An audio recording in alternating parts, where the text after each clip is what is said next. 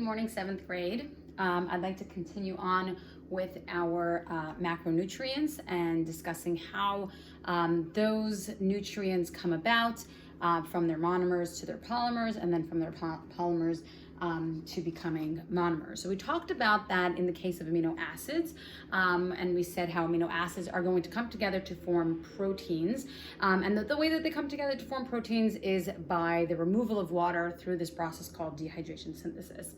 Today I'm going to focus on carbohydrates, but before we get into glucose and carbohydrates, I do want to review very quickly a couple of different enzymes that will be present in our cells that do help with these nutrients, breaking down these nutrients, okay? So we talked about proteins, we talked about carbohydrates, and we talked about fats, which we now know are called lipids, okay? So we have our proteins, carbohydrates, and lipids.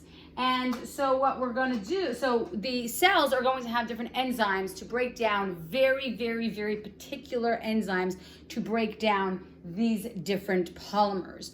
And remember how we talked about how in the cell, it's very important that the structure and the function of that particular structure, that it matches, right? We talked about this lock and key concept when it comes to the cell membrane and insulin, and how glucose can't fit through the cell membrane. It needs the insulin to bring it in. So enzymes kind of work in a very similar way, right? The shape, the structure of the enzyme itself is going to determine its function. And that's why every single different process in the cell is going to involve a different, very specific enzyme, okay? And it is extremely specific to its function. And if the enzyme is not going to be the shape that it needs to be in order to do that function is not going to happen. And that's a very important concept, and First, I'm going to mention the different enzymes, and then I'm going to talk about very briefly why that's important. So for proteins, and they are actually kind of similar to the names, except for carbohydrates, a little bit different. But proteins is protease, carbohydrates is amylase, and lipids is lipase. By the way, lactose, which is a different type of sugar, right, goes under the carbohydrate category. I'm giving you kind of like the overview, but there are different subcategories, and that's why yesterday when I asked you to go look up the protein for the enzyme for proteins, that break down proteins, you may have actually come across various different ones. And depending on what you put in, I will decide whether or not you get credit for it. But the option, the one that I gave you in that multiple choice, is the protease, right? So I was hoping that you at least saw that and recognized that and knew that that was the answer. But just to go back to lactose, right? Lactose is a type of sugar, right? Ose, we know if there's an ose at the end, it means it's a sugar, like ribose, right? And glucose and fructose and maltose and all the other different kinds of oses are generally referring to a sugar, okay? In the case of lactose, okay, we'll go back to that, right? The enzyme for lactose is lactase, right? And if somebody is missing the enzyme lactase, then they can't break down that sugar, and then they end up with a stomach ache, right? They end up with different gastrointestinal issues, and so they would have to take something that helps them to break down the lactose in a form of an enzyme, right? So they would take what's called lactate, right? Lactate is basically the enzyme in a pill form, or they actually infuse it into the milk itself so that when the person drinks it, they're getting the enzyme as well, because their body for some reason doesn't make it. And so they would be somebody called lactose intolerant, right? They are intolerant to lactose because they can't break it down. And if you can't break it down, then you start to have different complications, right? You have stomach aches and whatever. So these are very, very important. Enzymes are very, very important for the function of the cell, various different functions, including the digestion of these different macronutrients. And if we don't have those enzymes, we end up having big problems. And lactose is only a small example, right? But if we had an issue with breaking down proteins, would be a big problem, right? We wouldn't be able to have those amino acids to be able to make different proteins, lipids, carbohydrates, all those very important nutrients for the various functions that we spoke about previously. So just really quickly, I want you to notice is at the end of the words amylase, lipase, and protease is this the ACE, right? ASE.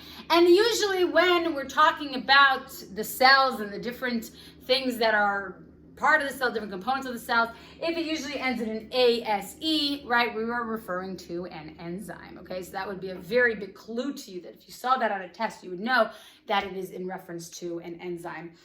So kind of going back to enzymes, and just because it's something that we are kind of now familiar with this, virus going around, just to understand how enzymes work. So enzymes are made up of amino acids, right? And different amino acids come together to form this bigger structure, right? This polymer structure. Depending on which enzyme is needed is going to depend on which of the amino acids get used. And by the way, we're going to talk more about that when we discuss protein synthesis, when we talk about the cell itself and DNA and how DNA will code for the different proteins that end up being made in the cells and how the cell knows which proteins it needs and all that other stuff. That's going to be a little bit later on. So this is kind of like a preview. But just to understand, enzymes are very particular, very particular as far as how they function. They need to have a very specific structure. If they don't have that structure, they're just not going to work. So for instance, if let's say I had, let's say my carbohydrate, and we're going to talk about that today, and that's why I'm kind of bringing it up, right? My glucose would look something like this. Hopefully you can see it, right? They're this shape over here. I'm going to bring this a little closer so you can see. So my glucose would look something like that. An enzyme would have to be able to come in and fit right here. So the enzyme shape would have to be in a way where it can fit right between these two individual monomers. If the shape is not going to be able to fit, if let's say I had a circle, right, that's not going to be able to work for this particular polymer. It won't be able to digest this particular polymer, and then it won't work, right? So amylase is going to be very specific to the carbohydrate. That's why each one has its specific thing. Lipase, it's gonna have a very specific shape. So let's say lipids, right, have more of this type of structure. We're gonna talk about that a little bit later on, right? You would need an enzyme that would fit specifically in there, right? So that shape is gonna be very particular, very specific to the function that it needs to carry out. A couple of things actually deteriorate or destroy the shape, the structure of enzymes. One of them is the pH, which is how acidic the environment is. So if it's high acidic, unless the enzyme specifically can live in a very high acidic environment, which protease does, because protease lives in the stomach, which is high in hydrochloric acid, so it's a very high acidic environment. It actually does very well in acidic environments, but most other enzymes do not, and they'll actually break down in high acidic environments. That's why when we eat things, right? Let's say you have like a viral infection or a bacterial infection in your upper respiratory tract, right? And you swallow some of those viruses or the bacteria goes into your stomach will actually kill it automatically just from the acid that's in there. And the reason for that is because it deteriorates, it breaks apart the structure of those microorganisms, okay? So your stomachs are really good at breaking down things that come in because of the acid in there. Most things that are made up of proteins are not going to be able to keep its form because of the acid in there. Another thing that is very detrimental to the structure of an enzyme is temperature, okay?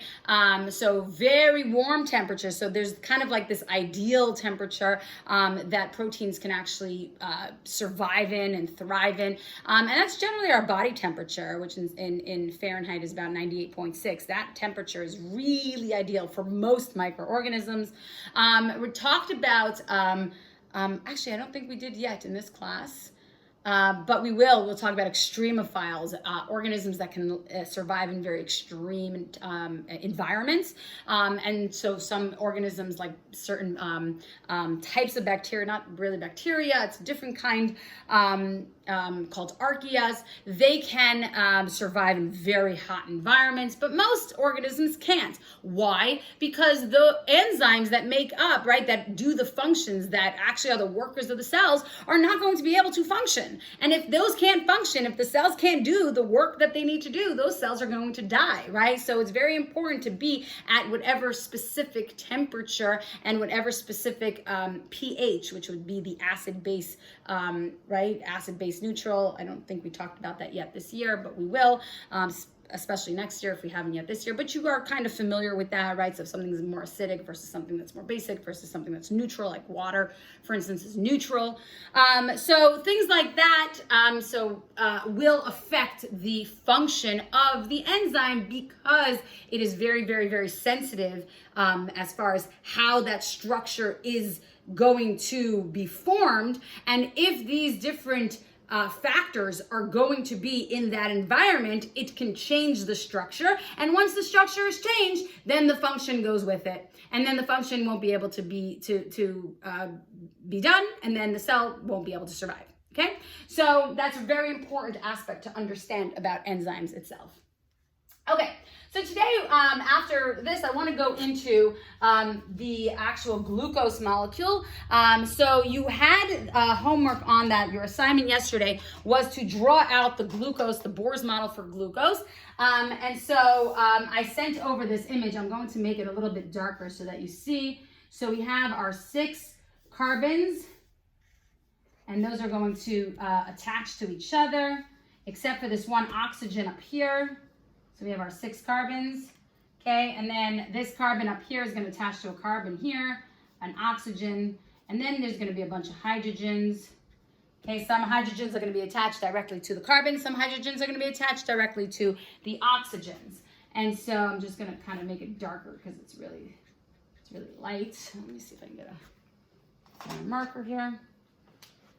And so, yeah, that's much better. Okay, so by the way, if you count it out, you'll see that you have 6 carbons, 12 hydrogens, and 6 oxygens, which basically matches our glucose structure, right? The C6H12O6 that we talk about all the time. So this is a structure, by the way, you notice it's a ring form. Sometimes when you have a lot of carbons together, they start to form these incredible rings, incredible huge structures. And so this is actually a monomer. I know it looks massive and you're like, whoa, is that a monomer? Yes, this individual one is a monomer. And if I were to draw a second one, and I'm going to draw a second one because we're going to talk about dehydration and synthesis and how these actually combine. So I'm going to have a carbon attached to an oxygen, carbon, carbon, carbon, carbon, and then a carbon up here, hydrogen, hydrogen, another oxygen. So you should become familiar with, this is an O, attached to a hydrogen, attached to a hydrogen. You should be very familiar with this